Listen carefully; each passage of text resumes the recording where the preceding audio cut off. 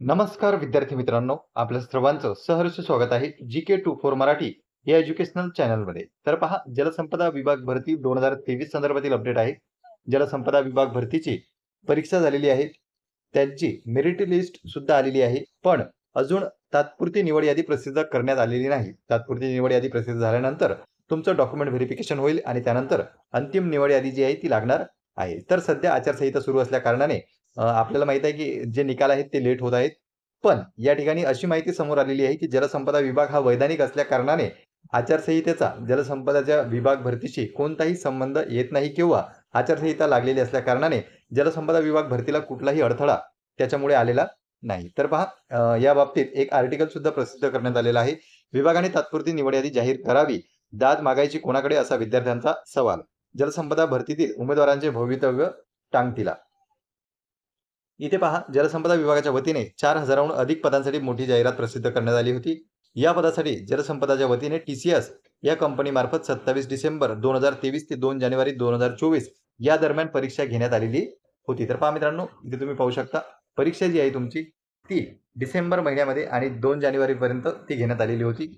या परीक्षेची सामान्य निवड यादी म्हणजे जनरल मेरिट लिस्ट 2 मार्च 2024 रोजी प्रसिद्ध करण्यात आलेली आहे. म्हणजे आपण जवळपास पाहू शकतो 1 महिन्यापेक्षा जास्त कालावधी झालेला आहे मेरिट लिस्ट येऊन. 100 दिवसांचा परीक्षेला कालावधी उलटूनही विभागातर्फे तात्पुरती निवड यादी अद्याप जाहीर झालेली नाही. आचारसंहितेचे कारण देत हजारो उमेदवारांना तात्पुरती निवड यादी लावून दिलासा द्यावा अशी विनंती मागणी विद्यार्थ्यांकडून वारंवार केली जात आहे.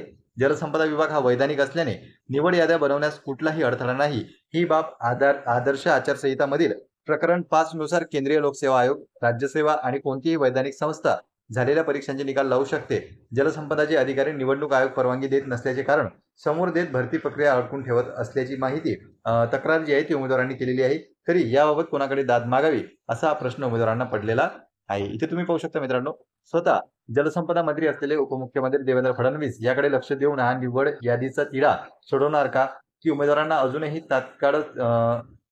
ताटकळतच ठेवणार. यामुळे 4,000हून अधिक उमेदवारांचे भवितव्य टांगतीला लागलेले आहे. यावर शासन काही निर्णय घेणार का, असा प्रश्न उमेदवारांनी विचारत आहेत. तरी जलसंपदा विभागाने मुलांच्या मागणीचा विचार करून लवकरात लवकर तात्पुरती निवड यादी तथा कागदपत्रांची पडताळणी यादी जाहीर करून विद्यार्थी वर्गाला दिलासा द्यावा अशी विनंती विद्यार्थ्यांकडून करण्यात येत आहे. तर पहा मित्रांनो, या ठिकाणी काय विद्यार्थ्यांची जी मागणी आहे ती तात्पुरती निवड यादीची आहे. बऱ्याच उमेदवारांनी परीक्षा दिलेली आहे आणि अजून त्यांना निकाल जो आहे तो कळालेला नाही. तात्पुरती निवड यादी जर प्रसिद्ध झाली तर उमेदवार जे आहेत ते सिलेक्टेड उमेदवार आतमध्ये राहतील आणि बाकीचे उमेदवार हे बाहेर जातील आणि ते इतर परीक्षेची तयारी सुद्धा करतील. त्यामुळे तात्पुरती म्हणजे प्रोव्हिजनल सिलेक्शन लिस्ट जी आहे ती येणं गरजेची आहे.